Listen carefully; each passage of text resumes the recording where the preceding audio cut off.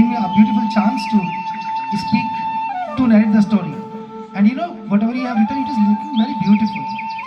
I want you just, please you come and just see this here. This story is looking so beautiful. Thank you very much. Now, let me explain here. On behalf of Jasmine House, the thought of the day: do good and good will come to you. अच्छा करो तो वो लौट कर आपके पास में वापस आएगा. इसलिए बच्चों, सदैव हमें अच्छा कार्य करने के लिए प्रयत्नशील रहना चाहिए. ठीक है? क्योंकि आप जितना अच्छा करेंगे वही आपको वापस मिलेगा. इसके लिए मैं एक आपको उदाहरण देकर के बताता हूँ. एक चीज का हमेशा ध्यान रखना, दो बातें होती हैं, एक तो ईर्ष्या और दूसरा अहंकार.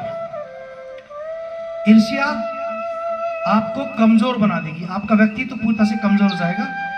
यहां तक कि आपकी शारीरिक क्षमता भी 80% तक कम हो जाती है जब आप अपने मन में किसी के प्रति ईर्ष्या रखते हैं. तो हमें ईर्ष्या का भाव नहीं रखना चाहिए. इसका थोड़ा वॉल्यूम कम कर दीजिए.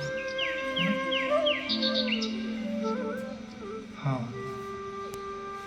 तो हमें अपने मन के अंदर ईर्ष्या का भाव नहीं रखना चाहिए, क्योंकि ईर्ष्या रखने से हम कमजोर पड़ते हैं, मानसिक, आत्मिक और शारीरिक रूप तीनों से. दूसरी बात आती है, नमस्ते, मेरा नाम संदीप बंसाली है. अहंकार. अहंकार आपको अंदर से खोखला बनाता है. यानी आप जितनी भी बुद्धिमत्ता त्यूरा रखते हो, आपकी बुद्धिमानी धीरे धीरे क्षीण हो जाएगी यदि आपने अहंकार किया. अब अहंकार करने के बहुत सारे स्रोत हो सकते हैं आपके पास में.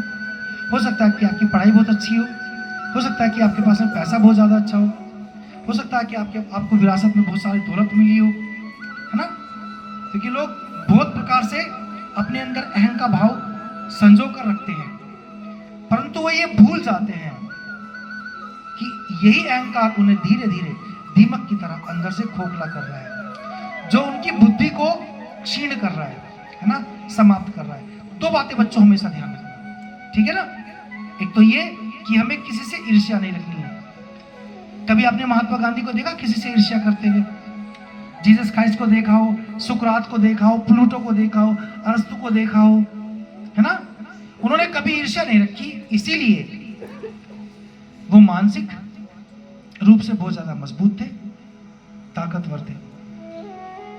और जिनके अंदर धैर्य होता है, जैसे कि हम लोग पढ़ रहे थे, ये सामने विद्याने तपोने दानम ज्ञान नशील ने गुणों ने धर्म ते मृत्यु लोके भूवि भार भूता मनुष्य रूपी मृगास्त्रंती. तो उसमें से एक है धैर्य. हमें कभी भी अधीर नहीं होना चाहिए, क्योंकि धैर्य क्या होता है, एक तरह से एक एग्जामिनेशन होता है अपने लिए, एक एग्जाम होता है जो हर पल में हमारी परीक्षा करता है. और हमें अगर हम पास हो जाते हैं तो समझ लीजिए कि हम लोग अपने आप को मजबूत कर रहे हैं. आइए अब इस कहानी की ओर थोड़ा जाएंगे. एक गांव में एक बूढ़ा आदमी रहता था. वह रोज सुबह जल्दी उठकर गांव के पास बहने वाली नदी के किनारे जाता और वहां से कचरा हटाता था. गांव वाले उसे देख करके हंसते रहे, खूब हंसते थे और क्या कहते थे, बाबा तुम अकेले क्या बदल लोगे, ये गंदगी तो हर रोज वापस आ जाएगी. बूढ़ा मुस्कुराया और बस ये कहने लगा, अगर मैं नहीं करूंगा तो कौन करेगा. समय बीतता गया. कुछ बच्चों ने उसे देखा और उसकी सहायता करने लगे. फिर कुछ बड़े भी आ गए, जुड़ने लगे. 1 2 3 4 10 20 50 100. महीनों में नदी किनारा इतना साफ हो गया कि वहां अब पिकनिक बनाने लोग आने लगे थे. गांव का नाम आसपास के इलाकों में फैल गया.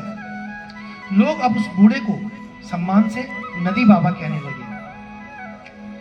इसकी शिक्षा यह है बच्चों कि बदलाव की शुरुआत हमेशा एक छोटी सी कोशिश से होती है. अगर तुम एक कदम बढ़ाओगे तो दुनिया भी तुम्हारे साथ चलेगी. लेकिन मैं कहना नहीं चाहता, लेकिन बड़े दुख की बात है कि एक व्यक्ति ने गलती से